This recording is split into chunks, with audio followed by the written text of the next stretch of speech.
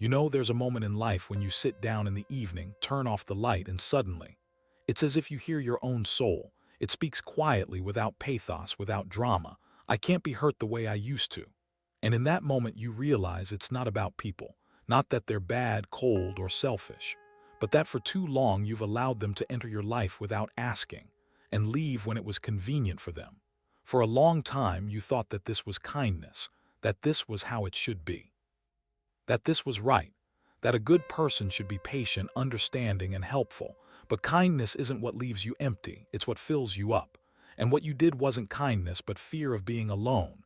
And then one day you find yourself tired, not of people, of your own yes, said 100 times when your soul screamed no.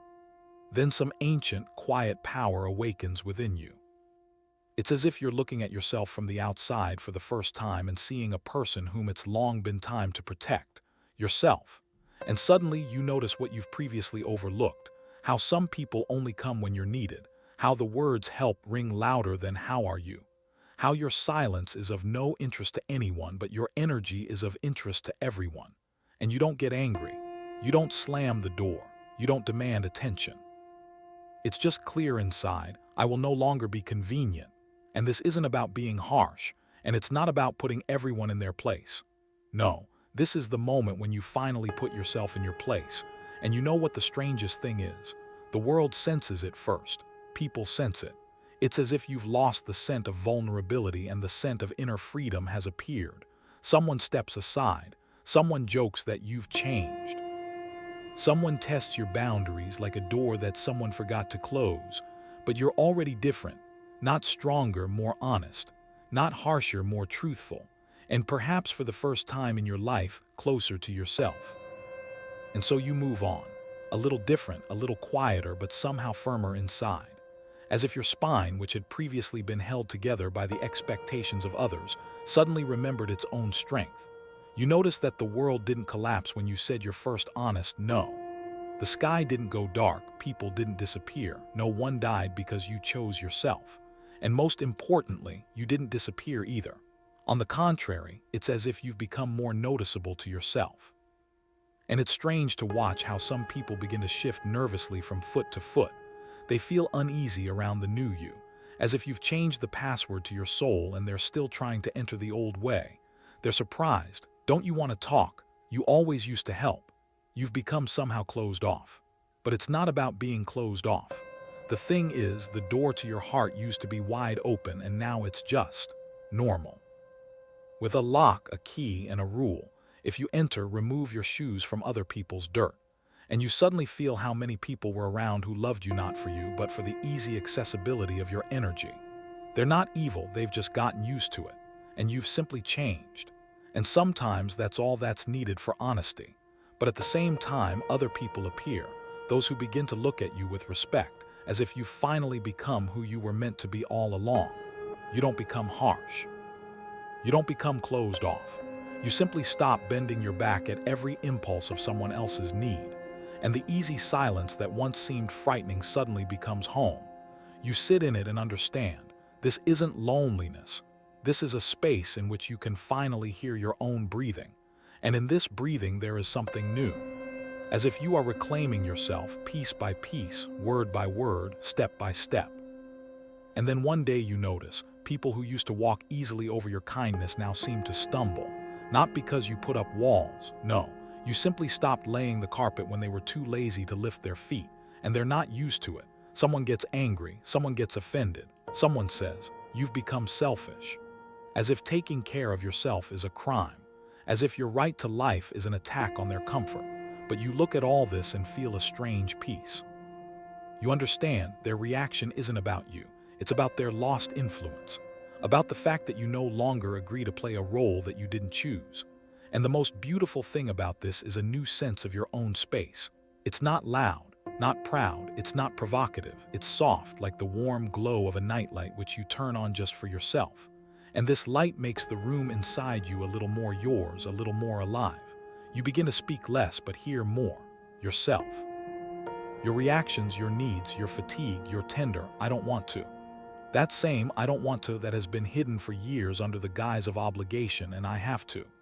And unexpectedly with this comes freedom. to respond slowly, to not save everyone, to not be a support for those you didn't promise to support. You cease to be a rubbery person who can be stretched to infinity. You become a living person with flesh, with boundaries, with a heart that has the right to tire. And when this truth finally settles inside, you suddenly understand. The most precious thing is not what you give to people, but what you keep for yourself. And then comes that quiet evening when you suddenly catch yourself thinking, I'm not running anymore. I'm not rushing, not making excuses, not trying to hold back those who have already mentally walked out my door. You simply sit and feel your chest growing more spacious, as if the walls there have been pushed back and a window has finally opened. And the fresh air that enters is not the air of loneliness, but the air of honesty. The air of your own life, which you haven't allowed yourself to breathe in for a long time. Strange, huh? You used to believe that if you stopped being convenient, the world would turn its back, that people wouldn't be able to handle your truth, that someone would definitely leave, and you would be left with emptiness. But here you sit with a new inner silence and you feel you are not empty. You are complete, complete with yourself. That rare case when the absence of unnecessary people gives more than their presence. And those who remain suddenly begin to treat you differently, as if for the first time they saw that before them is not an endless source of patience, not a free lifeguard, not a kind person they can always ask for help. They saw you are alive, and liveliness commands respect. You speak more simply, you appear more honest, you stand firmer, and the world reacts to this as it reacts to a person who no longer hides their value in their pocket. You have become a little less accessible but much more real. And now when someone tries to enter your life, you no longer open the door wide.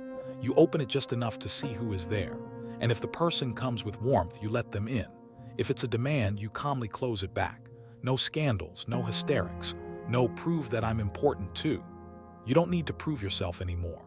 You just need to know you already matter because this is your life, your energy, your truth. And when this realization settles softly inside, like a blanket on your shoulders, you understand. The most beautiful thing that happened to you is that you stopped convincing people that you can't be used. You simply became a person who can't be used.